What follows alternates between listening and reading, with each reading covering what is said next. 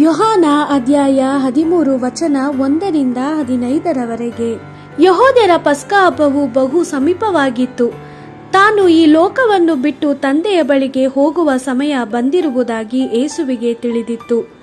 ಈ ಲೋಕದಲ್ಲಿದ್ದ ತನ್ನವರನ್ನು ಆತನು ಯಾವಾಗಲೂ ಪ್ರೀತಿಸುತ್ತಿದ್ದನು. ಈಗಲಾದರೂ ಅವರ ಮೇಲೆ ತನಗಿರುವ ಅಪಾರ ಪ್ರೀತಿಯನ್ನು ತೋರಿಸುವ ಕಾಲ ಆತನಿಗೆ ಬಂದಿತ್ತು.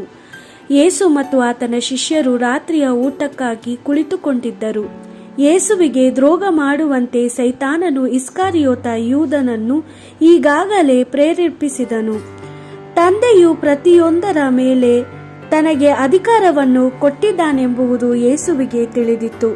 ಅಲ್ಲದೆ ತಾನು ದೇವರ ಬಳಿಯಿಂದ ಬಂದಿರುವುದಾಗಿಯೂ ಮತ್ತು ಈಗ ದೇವರ ಬಳಿಗೆ ಮರಳಿ ಹೋಗುತ್ತಿರುವುದಾಗಿಯೂ ಆತನಿಗೆ ಗೊತ್ತಿತ್ತು.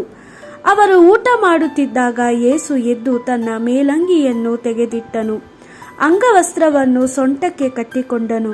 ಅನಂತರ ಬಂದು ಬೊಗುಣಿಗೆ ನೀರು ಸುರಿಸಿಕೊಂಡು ಶಿಷ್ಯರ ಕಾಲುಗಳನ್ನು ತೊಳೆದು ತಾನು ಕಟ್ಟಿಕೊಂಡಿದ್ದ ಅಂಗವಸ್ತ್ರದಿಂದ ಅವರ ಪಾದಗಳನ್ನು ಒರೆಸಿದನು.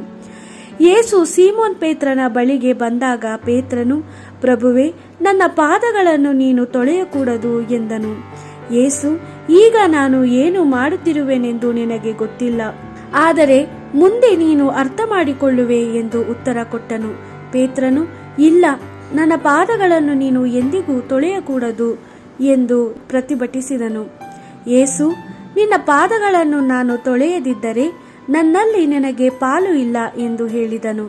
ಆಗ ಸೀಮೋನ್ ಪೇತ್ರನು, ಪ್ರಭುವೇ, ನನ್ನ ಪಾದಗಳನ್ನು ಮಾತ್ರವಲ್ಲದೆ ನನ್ನ ಕೈಗಳನ್ನು ಮತ್ತು ತಲೆಯನ್ನು ತೊಳೆ ಎಂದು ಕೇಳಿಕೊಂಡನು.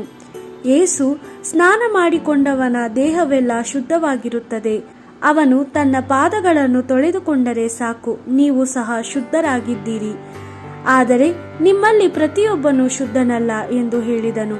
ತನಗೆ ದ್ರೋಹ ಮಾಡುವ ವ್ಯಕ್ತಿ ಯಾರೆಂದು ಯೇಸುವಿಗೆ ತಿಳಿದಿತ್ತು. ಆದ ಕಾರಣ ಆತನು, ನಿಮ್ಮಲ್ಲಿ ಪ್ರತಿಯೊಬ್ಬನು ಶುದ್ಧನಲ್ಲ ಎಂದು ಹೇಳಿದನು.